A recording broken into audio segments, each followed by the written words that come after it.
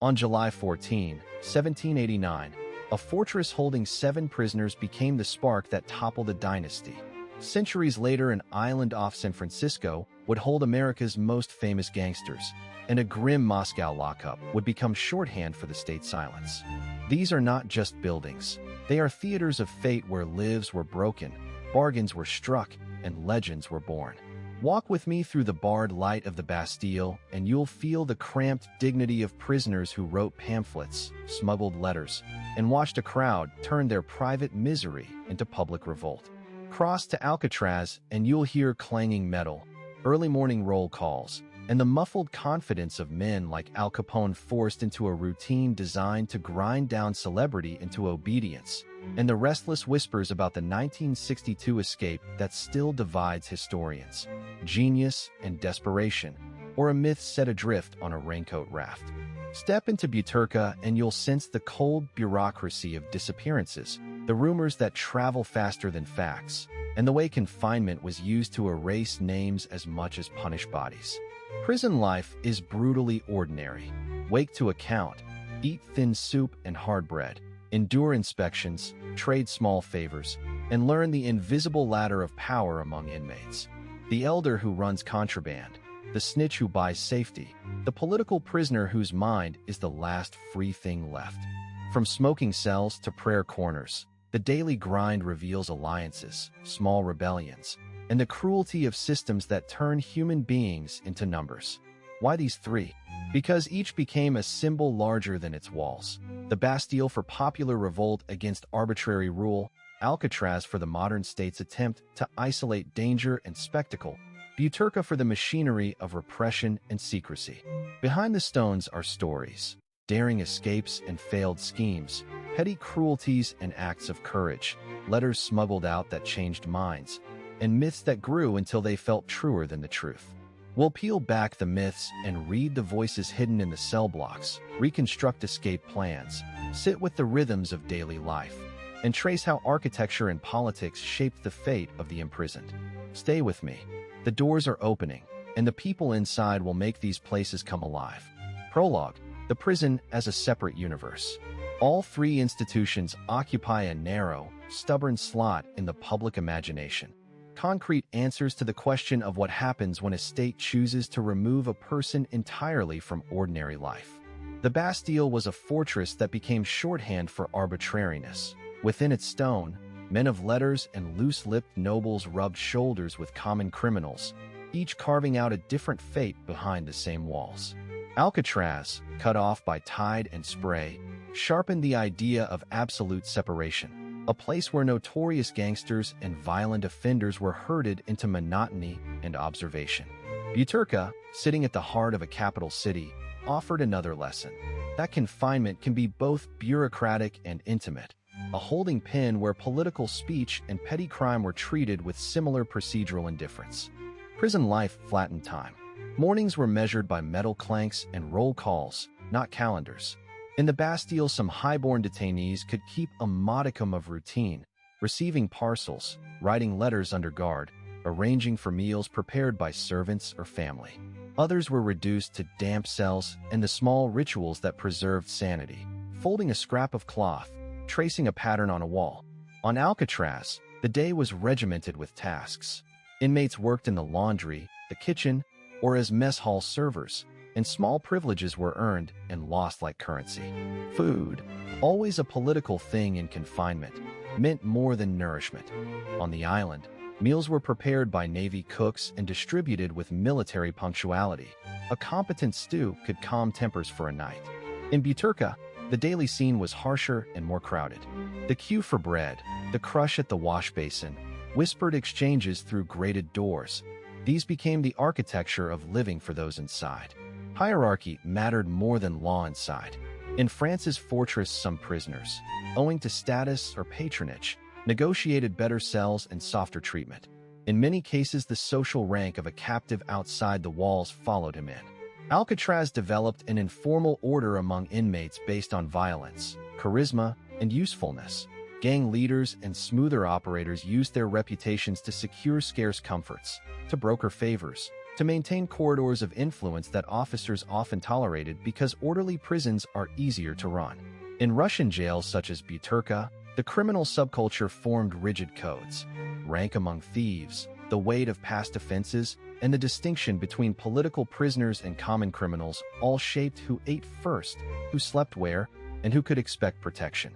These micro-societies created their own justice, handing down penalties and medallions of honor independently of wardens. Escapes animate myth as much as history.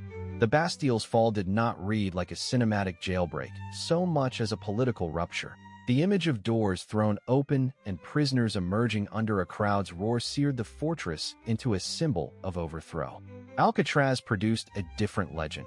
The painstakingly improvised flotation devices, papier-mâché heads and bunks, and the still unsolved fate of the men who vanished into the fog bridged the gap between meticulous fact and enduring mystery. Some inmates froze their lives into a single, brilliant gamble.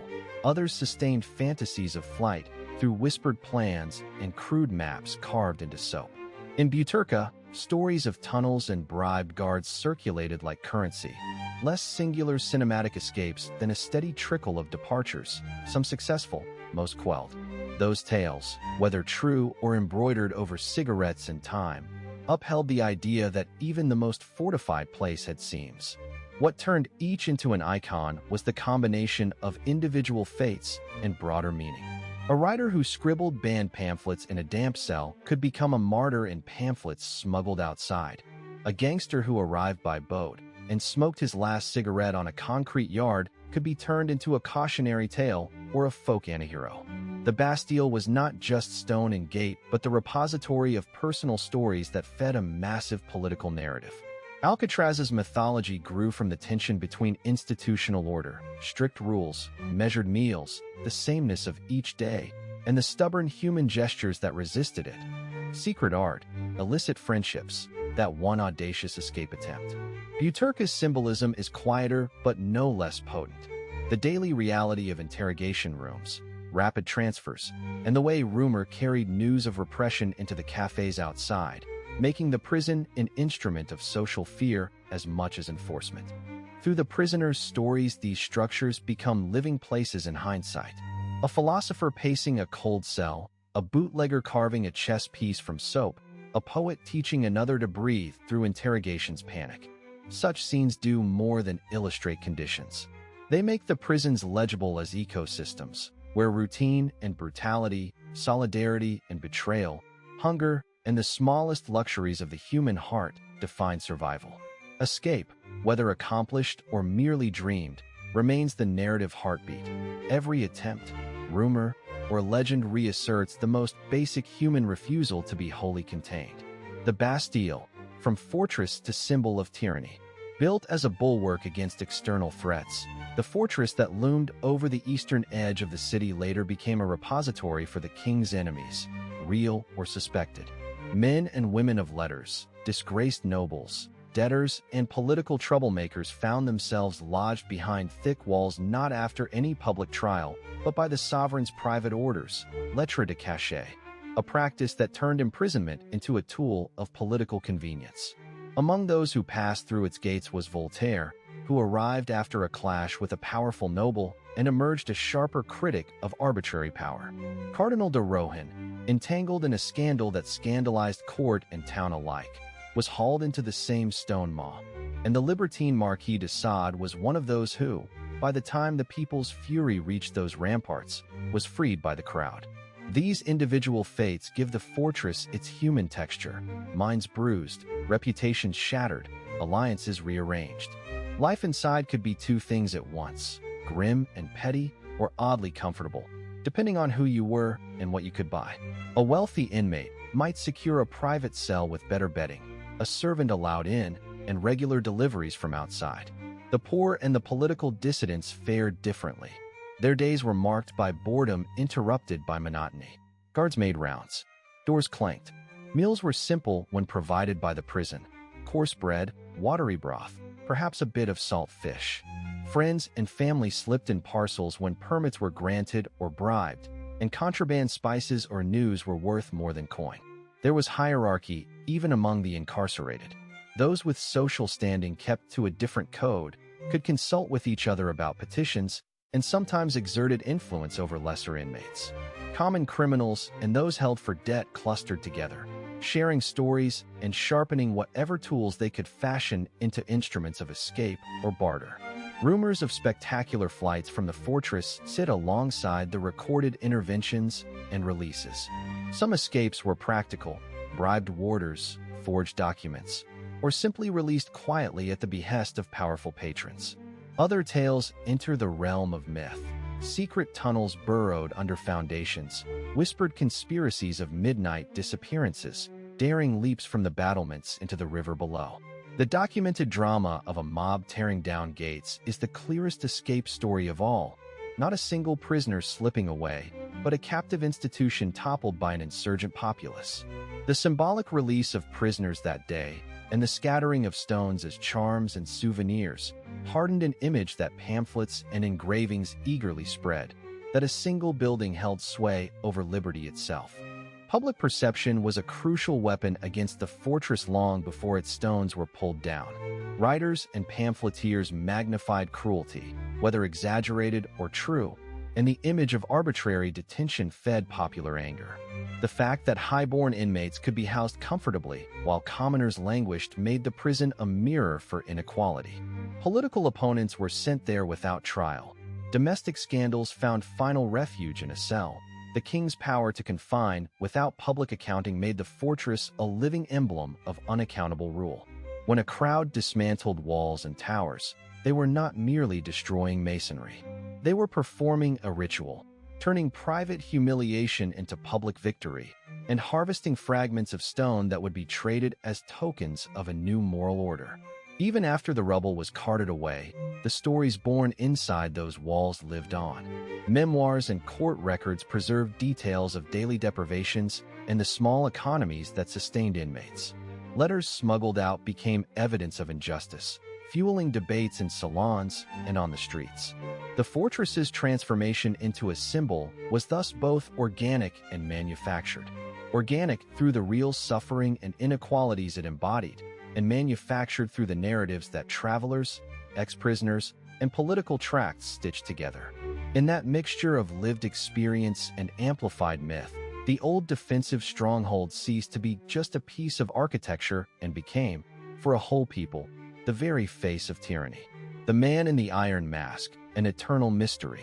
A nameless figure recorded in prison ledgers as Eustache Dogger moved like a shadow through Europe's fortress system, always under the watchful eye of one man, Benign d'Auvergne de Saint-Mars, the jailer whose chain of command and secrecy became as integral to the story as the prisoner himself.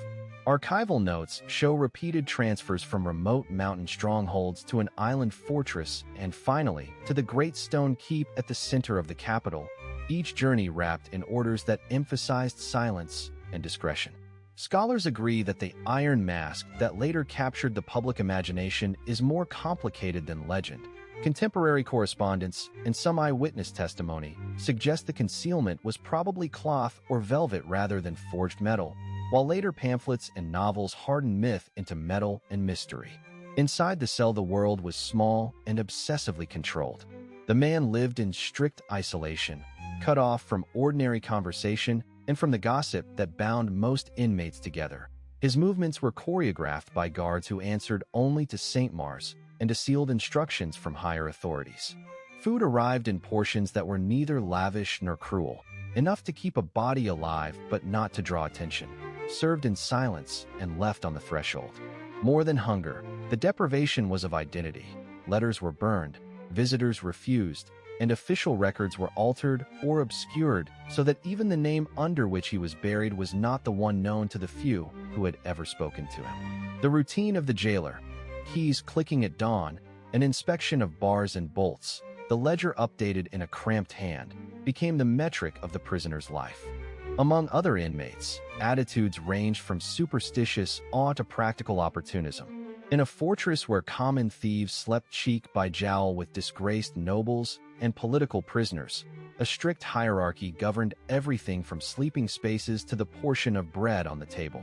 Men who had once commanded troops or estates learned to curry favor with turnkey officers, trading stories or small services for coal in winter or an extra scrap of cheese. Rumors about the masked man circulated like contraband. Whispers at night, crude sketches on bread wrappers, wagers on what secret the crown wished to hide. Those whispers were a kind of currency. They bought attention, even if attention in the prison often meant harsher isolation. In that environment, the fate of the masked prisoner, kept apart, moved under guard, treated with both care and cruelty, turned him into a mythic presence among the living, a cautionary example about the power of secrecy. Escapes and attempted rescues attach themselves to this story the way moss takes to stone. There is no credible record of the masked man slipping free.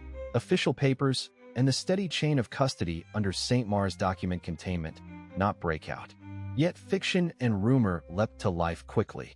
Stories grew of daring plots, of sympathetic officers bribed into complicity, of imaginary brothers and rescue plans that read like adventure tales. Real escapes happened in other strongholds, bribed guards, forged keys, tunnels dug by desperate hands. But the masked man's story remained stubbornly stationary, which only intensified fascination. The contrast between the mobility of rumor and the immobility of the prisoner's fate made the tale a lesson in how secrecy can be stronger than chains. Why this particular confinement became a symbol is as much about narrative as about policy. The practice of detaining someone without clear public justification, shrouding reasons in sealed orders, and naming the prisoner only by an alias, visualized the most feared instrument of absolute power. The capacity of the state to remove a person from public life without trial and without explanation. Over decades, pamphleteers, philosophers, and novelists picked at the bare facts until they had a legend, a masked figure who might be a royal twin, a disgraced general, a political sacrificial lamb. Each literary reimagining fed back into popular memory, transforming archival anonymity into an emblem of repression. The slow rhythm of prison life, footfalls and stairwells, the click of bolt and lock, the quiet passage of a ledger from one hand to another, became a symbol of how bureaucracy and secrecy could shape destiny. The human cost of that secrecy is visible in small, concrete details: an erased name in a register, a plate left uncollected, a servant dismissed without explanation. Men who shared the same stones and the same doomed routines carried their own haunted traces, letters they could not send, favors they owed to men who would vanish at a command. The masked man's immobility turned him into a mirror for the other inmates' anxieties. He embodied the worst fear that a life could be curtailed not by crime, but by decision. In the end, the tale survives because it blends verifiable custody with compelling unknowns. The facts anchor the story, the secrecy fuels it. And so the figure remains, a guarded presence etched into the memory of the fortress and into the literature and politics that transformed one silent prisoner into an eternal mystery. The Tower of London, a prison for kings and aristocrats. The royal fortress that doubled as a state prison held men and women who had once moved among the highest tiers of power, and its roster of inmates reads like a roll call of ambition cut short. Queens and would-be queens, counselors and rebels, a playwright turned conspirator, and explorers who fell afoul of the crown all found themselves confined behind its walls. And Bullen and Lady Jane Grey were brought here as much for what they represented as for any crime. Their fates became public instruments of succession and authority. Elizabeth, before she wore a crown, was kept under guard within its towers, closely watched while the balance of power shifted around her. Sir Thomas More, whose conscience clashed with the sovereign, passed from council chamber to cell. The princes lodged here as boys and then vanished into one of history's most enduring mysteries. Their disappearance turned the place into a stage for rumor and accusation. Daily life for aristocratic prisoners was a study in contrasts.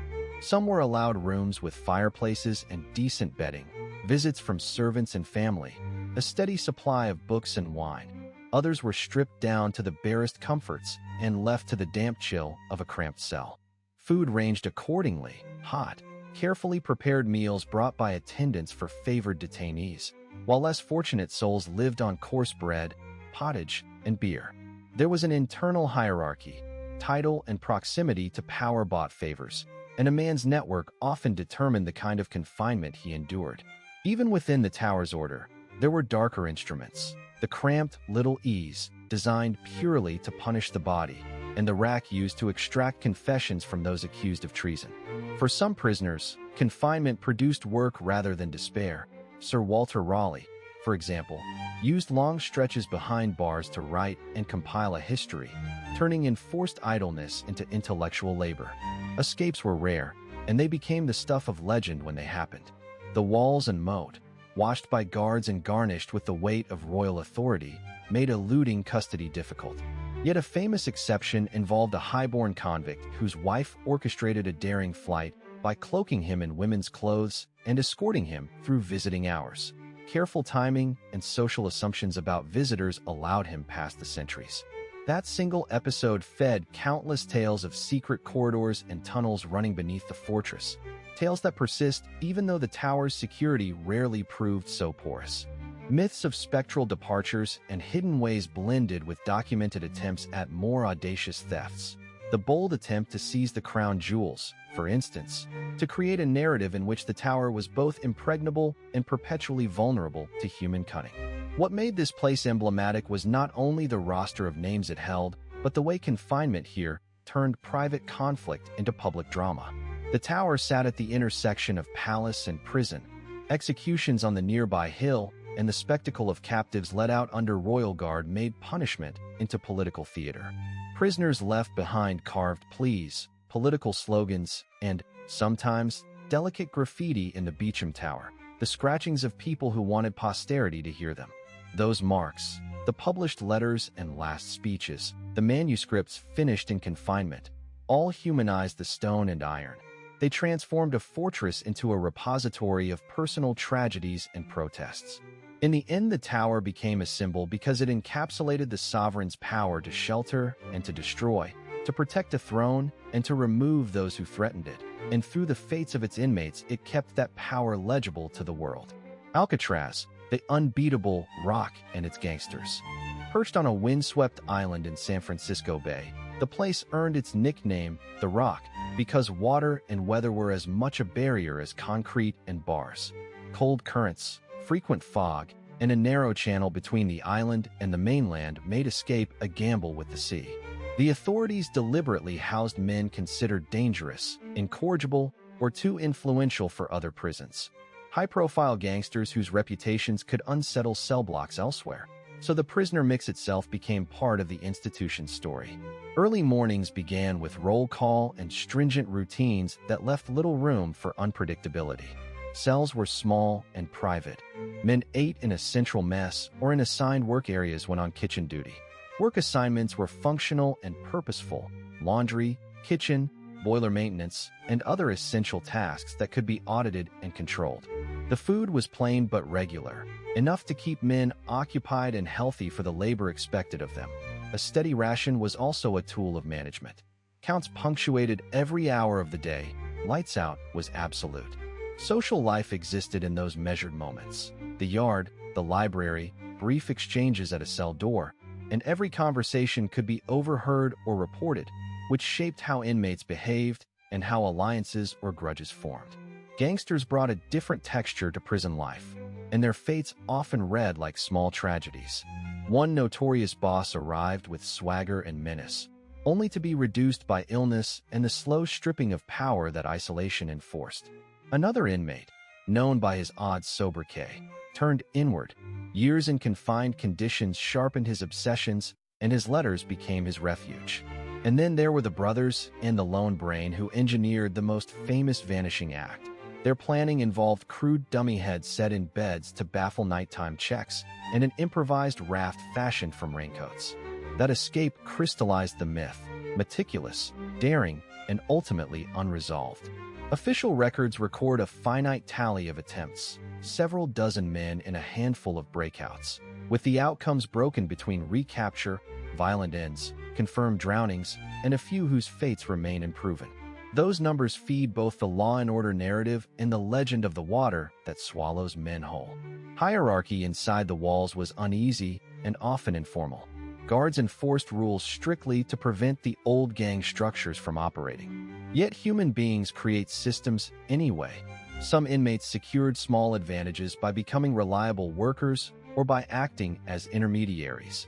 Others preserved influence through silence and reputation. Contraband circulated on a slim, dangerous market. A cigarette or a contrived favor could shift a man's standing overnight. Solitary confinement was the ultimate equalizer and punishment. Men who once commanded fear outside were vulnerable to boredom, to the ravages of poor health, and to the slow erosion of identity. Stories circulated of grudges settled in whispers, of small kindnesses that kept someone sane, and of men who arrived loud and left quiet, their criminal mythologies eroding in the face of long, stripped-down days. The rock became a symbol because it crystallized a particular idea of punishment, absolute containment, designed not for reform, but for removal of influence and threat. Its roster of famous inmates gave the place an almost theatrical quality. Newspapers printed names, the public imagined impossible walls, and the island itself became shorthand for ultimate consequence. Escape attempts, both successful in planning and impossible in outcome, amplified that notoriety. The most famous vanishings became legends told as if the sea had made choices. Even now, the place endures in the cultural imagination, not merely as a physical fortress, but as a landscape of fates, hubris meeting geography, reputations diminished by routine, and the occasional act of desperate ingenuity that keeps the story alive. The Frank Morris legend. Was there a successful escape? Frank Morris was regarded by guards and fellow inmates alike as the brain behind the most audacious break ever attempted from the island prison. He had a reputation as an escape artist, an above-average intellect who had studied the systems around him and probed their weak points until opportunities emerged.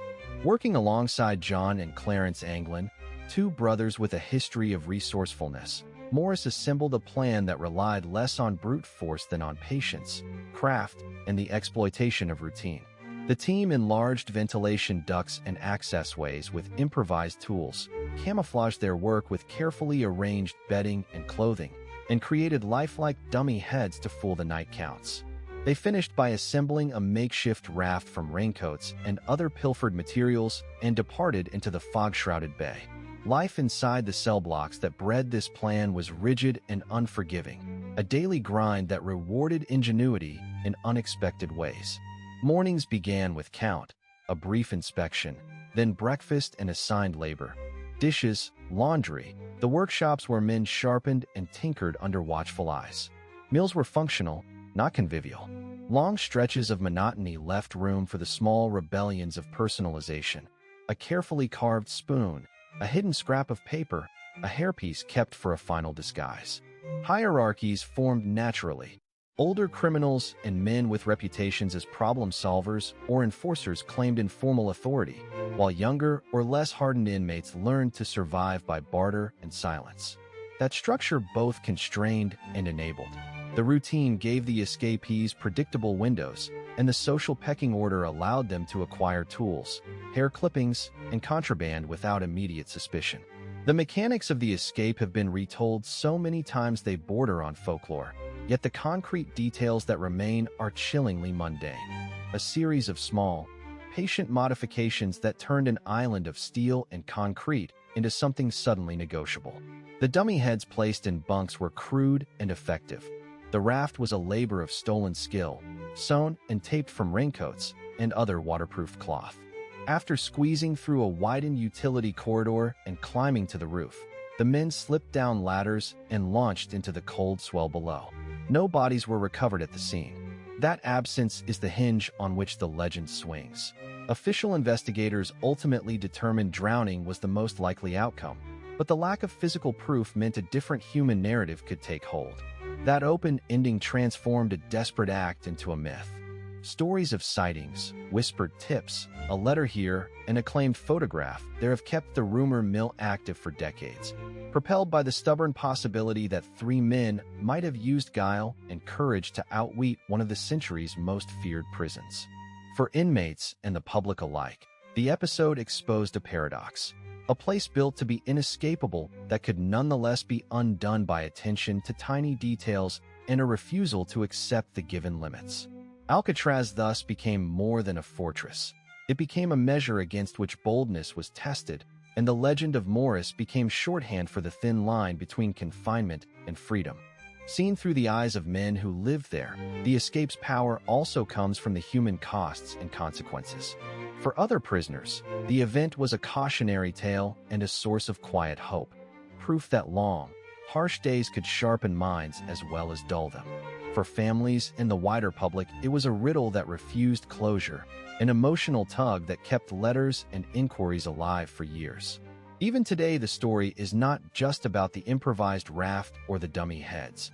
It is about how men pushed against an architecture of containment, how the rhythms of prison life supplied both the materials and the motive for flight, and how the unanswered question of survival continued to humanize an otherwise industrial legend of punishment. The Peter and Paul Fortress, Russia's main political prison.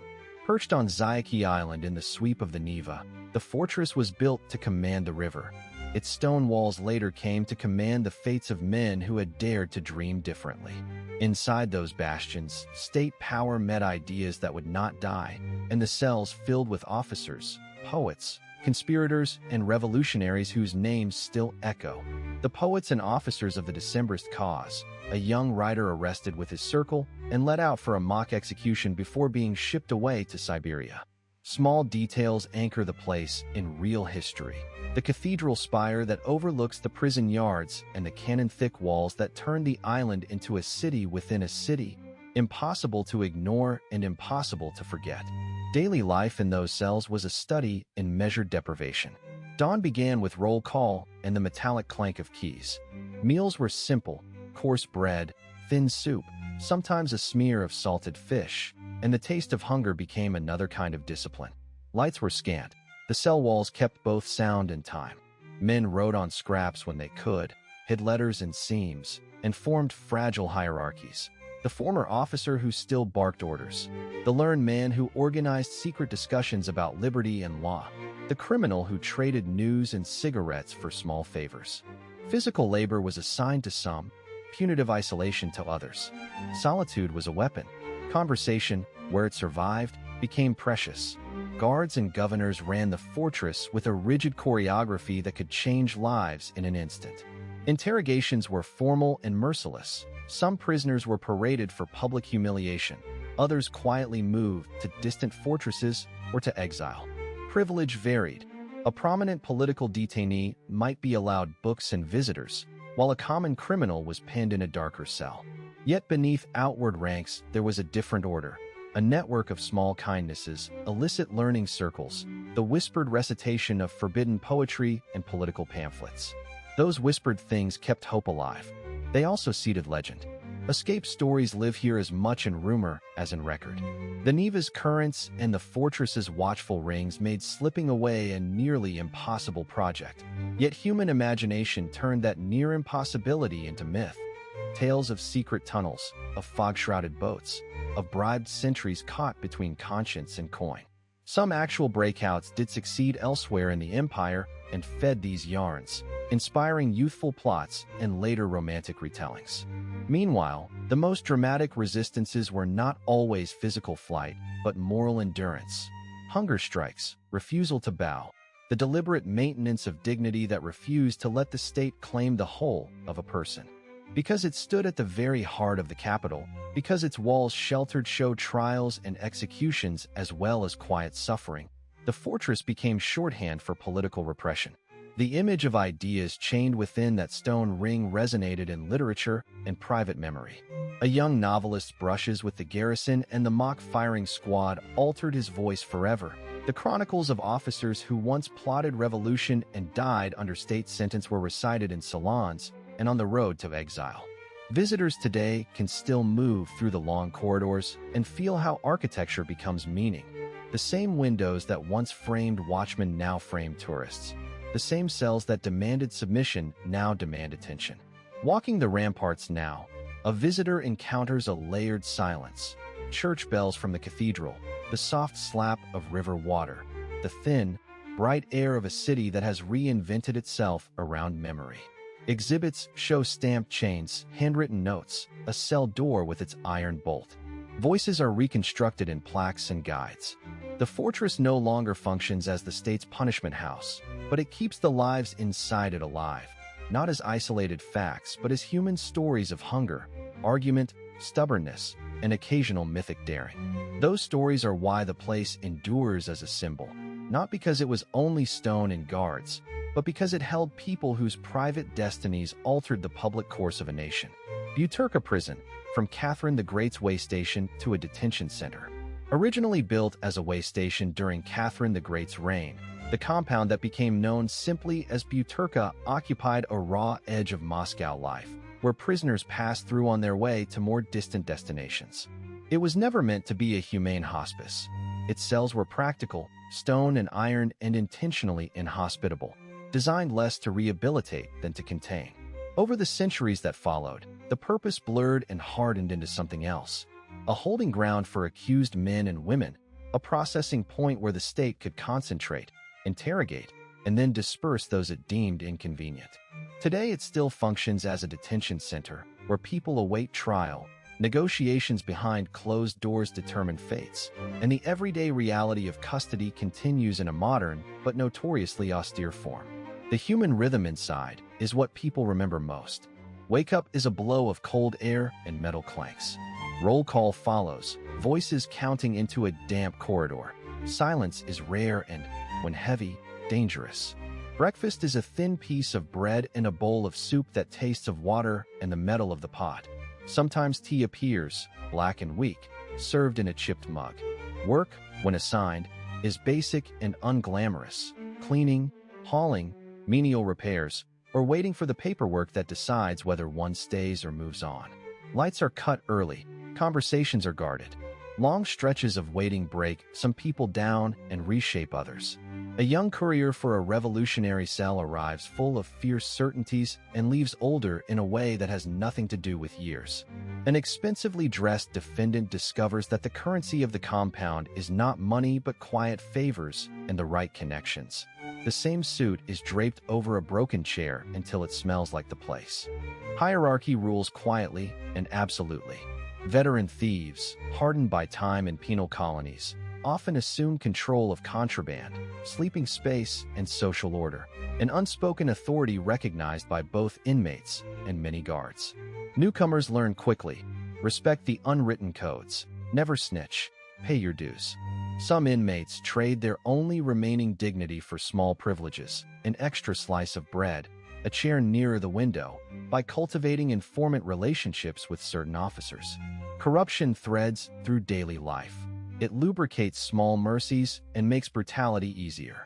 Cell elders mete out justice, sometimes cruel, sometimes protective, and survival means knowing whom to trust and when to keep one's head down. Escapes are part reality and part folklore inside Butyrka's walls. There have been violent, chaotic breaks during moments of political upheaval when crowds surged and guards vanished. Those events live forever in the memory of the city and in the whispered retellings by inmates who were lucky enough to slip out. Less dramatic are the legendary tales passed from bunk to bunk. The prisoner who bribed a guard with stories of his family. The tunnel that never quite reached daylight. The clever smuggling of a forged document slid across hands at chapel service. Most attempts fail. Most myths serve another purpose. They are the stories that keep a stubborn hope alive, a psychological escape when physical freedom is impossible. Why Butyrka became a symbol goes beyond architecture or notoriety. Its central role as the gateway to the state's punitive apparatus made it both practical and emblematic. Here were the accused, the dissidents, the debtors, the petty thieves, all funneled into the same crude funnel. The stories that emerged, of harsh interrogations, overcrowded cells, the cruelty of bureaucracy, and the small acts of kindness that punctured despair, turned the place into a metonym for repression. Artists, writers, and families of prisoners have kept those stories in circulation, turning individual fates into communal memory. A single cell can contain a lifetime of betrayals and consolations. One corridor has housed dozens of transformations, from bitter defiance to resigned endurance. Day-to-day life makes heroes and cowards of ordinary people in unrepeatable ways. A father separated from his child learns to trade his portion of bread for letters that will comfort a spouse. A political activist teaches fellow inmates to read banned pamphlets quietly under blankets. Medical care is minimal, sanitation precarious, and the cough from a damp winter passes through every dormitory like a slow messenger. These details, small, intimate, sometimes brutal, are why Butyrka's tales travel outside its walls. They are not simply stories of bricks and bars, but of human strategies for retaining identity when a system insists on erasing it. The prison's endurance as a symbol lies in those narratives, private tragedies that, when gathered, become public indictments of a state's power and a society's tolerance. Mobit Prison, the Nazi death machine.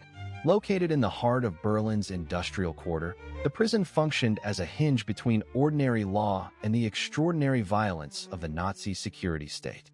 Guards in plain uniforms and black leather boots moved with bureaucratic efficiency. Arrest reports were stamped, cells assigned, interrogation files annotated. The Gestapo used the institution as a holding pen for people taken into Schutzhaft, detention without legal remedy, so the paperwork often pretended to be lawful even while it led to disappearances. Many prisoners were not processed for long. They were funneled onward to other sites of execution or to concentration camps after a few bleak nights in the concrete corridors.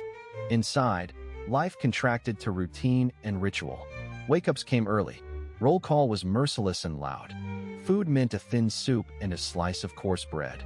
Meals were measured out by indifferent officers and eaten in the silence of a block that had learned not to speak. Cells smelled of damp and sweat. Lice were a constant nuisance. Sanitation was minimal, and the cold bit through any thin clothing smuggled in by family or friends. Work duties were assigned and enforced, scrubbing floors, carrying buckets, breaking stones, tasks that broke bodies and eroded names. Some prisoners found slightly better conditions by becoming a block elder or working in the kitchen, trading small privileges for labor under the eyes of the guards. Survival was a ledger of compromises. The human drama inside was never only about hardship. It was also about resistance, grievance, and the small mercies that kept people alive. Men and women who had been arrested for their politics shared whispered news of comrades, exchanged scraps of bread and cigarette butts, and hid messages sewn into hymns. Prisoners carved poems and dates into the mortar between bricks. These small inscriptions became proof that someone had existed and resisted. There were acts of solidarity. A neighbor who traded a spoonful of soup. Someone who pretended not to see a contraband note pass between cell bars. At night, a hollow hush would sometimes be broken by a single, defiant hymn, soft and dangerous, and enough to remind people that they still had inner lives the state could not fully silence. Stories of escape threaded through life there. Some were grounded in fact, and others grew into legend. There were accounts of forged papers and sympathetic workers helping a prisoner out through a guard gate. Rumors of tunnels and bakery deliveries persisted in whispered conversation, and a few breakouts, almost always small and improvisational, did succeed. Most planned escapes failed. Guards were numerous and transfers to other facilities were frequent. The system had been designed so that disappearance was more likely than freedom. Mythic tales served a purpose whether true or not. They kept hope alive, and they kept memory alive long after the institution closed its gates.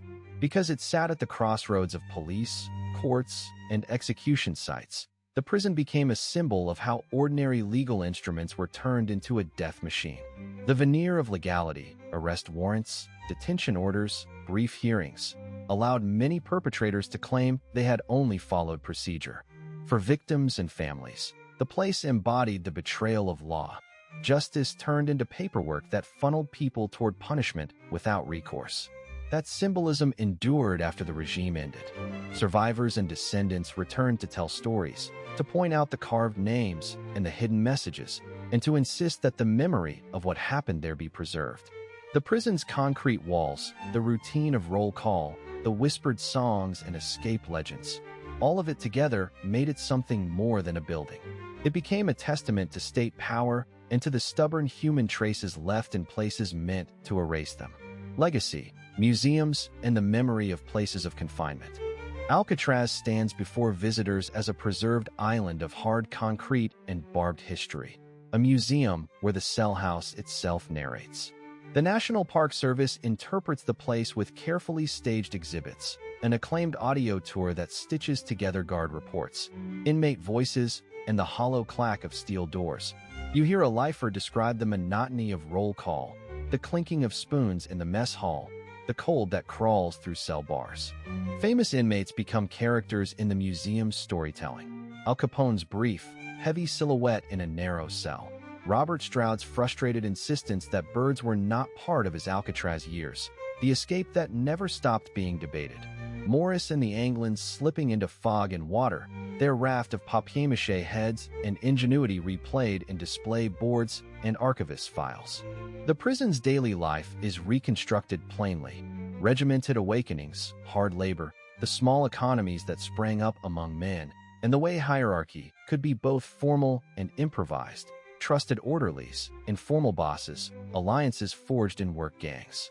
The occupation by Native activists is another layer in the museum, introduced as protest history. Demonstrations, makeshift kitchens on the parade ground, demands that recast the island as a site of resistance rather than only punishment. Visitors leave with things to debate, whether the island's hardscape is a shrine to law or to rebellion, whether an escape that remains unsolved should be mourned or mythologized. The Bastille's material presence was erased, but its memory became a public museum spread across the city and its collections. Objects once associated with the fortress, prison registers, orders signed by officials, manuscripts smuggled out by inmates, now sit in municipal museums that interpret life inside a royal stronghold where justice was arbitrary. The Bastille's prisoners are the figures that give texture to those displays.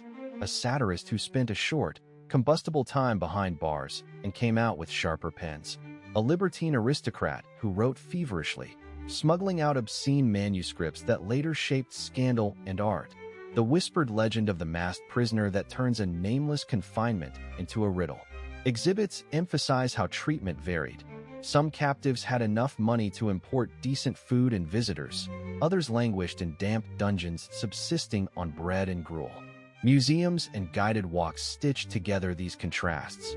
Maps of cell blocks, drawings of jailers, inventories of possessions taken from cells, and allow the retired guard's ledger to stand beside the scrawled marginalia of an inmate's diary. Escape figures both fact and fable here. There were daring attempts and many rumors of tunnels and secret gates, and these stories feed into larger national narratives of liberation. Because the Bastille was as much symbol as building, its legacy survives in city monuments, archival exhibits, and in literature that treats confinement as a living metaphor for unchecked authority. Bouturca's memorial life is a different kind of remembering, raw, contested, and often transmitted by those who left it. Rather than glossy exhibitions built around preserved barracks, memory of Bouturca circulates through journalism, oral testimony, human rights reports, and exhibitions about political repression scattered across museums of contemporary history. Former inmates' fates animate these accounts, voices on tapes and in print telling of endless waits in pretrial cells, the stench of overcrowded wards, bread and thin soup passed through barred windows, and the social codes that governed everything. Inside, hierarchy emerged quickly. Hardened thieves who ran contraband, quieter men who tried to keep their heads down, and prisoners whose status as political detainees set them apart and yet exposed them to particular humiliations. Escape narratives are part rumor, part reality. Whispered stories of bribed guards, of improvised rope ladders, of small, local breakouts that never made national headlines, and of mythical tunnels repeated over tea in exile communities. Memory work around Bouturca is often adversarial. Official records are sparse or protected, while civil society groups collect testimonies and artists transmute them into installations. These fragments of memory, a smuggled letter, a charcoal sketch of a barred window, a recorded voice recounting a midnight transfer, make the prison's legacy palpable even when the state prefers silence. Across these three sites, the museum impulse makes choices that shape public memory. Alcatraz curates spectacular narratives of famous prisoners and dramatic escapes alongside material culture from daily life. Mess plates, rule books, even graffiti. The result is a tourism that foregrounds human stories and dramatizes resistance. The Bastille's absence turned memory into myth and civic ritual, so museums and archives work to reclaim nuance, showing that behind political symbolism were individual lives, private intrigues, and inconsistent conditions. Some prisoners had privileges, others suffered neglect. Butyrka's legacy, meanwhile, often arrives secondhand, filtered through the testimony of survivors and the intervention of rights organizations. Its museum presence is usually as part of broader exhibitions on repression, where personal items and spoken testimony are foreground because architecture cannot be toured. In each case, escape, whether achieved, attempted, or only imagined, serves as a shorthand for autonomy, and museums amplify or temper that shorthand according to curatorial choices. The artifacts chosen, the voices recorded, and the stories highlighted determine whether visitors see prisons as stages for heroism, sites of systemic cruelty, or complex intersections of both. Memorializing these confinement sites through the fates of prisoners makes them tactile and urgent. A bowl of thin soup preserved behind glass tells as much about the state as any official decree.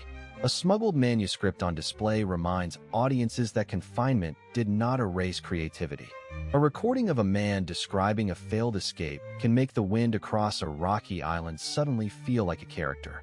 Museums, memorials, oral histories, and art combine to transform brick and absence into living memory, and the choices curators make, whom to amplify, which documents to conserve, what silence to break, continue to shape how societies understand punishment, resistance, and redemption. They began as stones and iron, but what made the Bastille, Alcatraz, and Butyrka legendary were the lives trapped inside them. The whispered confessions, the small acts of defiance, the slow erosion of identity under uniforms and numbers. In Paris, the Bastille became a symbol long before its demolition. Corridors that once held disgraced nobles, outspoken writers like Voltaire for a time, and the infamous Marquis de Sade, were more than cells. They were a visible measure of royal power. The storming of 1789, equal parts chaotic liberation and rumor, turned a fortress into a revolutionary myth. People told of tunnels and daring sorties, even while most prisoners were rescued by the crowd rather than scaling walls. On tiny Alcatraz, the island's routine was rigid as the granite. Roll call at dawn, cold coffee, meager bread and stews, labor under watchful lights. Hierarchies were carved out by reputation. The famous mafioso who bought what small privileges money could buy, the loners like the Birdman, and the informal courts run by inmates themselves. Escape attempts etched the legend. The 1962 breakout, Frank Morris and the Anglin brothers, lives on in police reports and local lore alike, part solved, part rumor, a story that keeps people leaning toward the water, imagining success or doom amid the fog. Butyrka, in the heart of Moscow, carried another face of punishment, a place of interrogation and slow attrition where political prisoners rubbed shoulders with common offenders. The daily grind there was harsher in a different way. Thin soup, cramped bedding, endless waiting for verdicts, and the coded networks of solidarity that let poets and dissidents survive. Myths grew in the dark, secret letters smuggled out, false identities, escape plans whispered across bunk walls. Whether true or not, those stories sustained hope. So what ties these places together? Each became shorthand for a society's fears and failures. The Bastille for absolutism's arrogance, Alcatraz for the modern state's attempt at perfect isolation, Butyrka for the machinery of political control. Their inmates, famous and nameless, gave those abstractions flesh. The petty cruelties of daily rations, the alliances and tyrannies inside prison hierarchies, the desperate and sometimes brilliant attempts to vanish from the record. Those human stories are why stones and bars still speak. If this journey through cells and stories stayed with you, tell us which prisoner's fate you want us to follow next. Like, subscribe, and share. Your comment could shape our next episode, where we'll trace an escape route in detail and follow the aftermath for those who tried to run. Walk away tonight remembering that these fortresses are not just relics of architecture, but mirrors of power, and that every legend of escape began with a person who refused to be erased.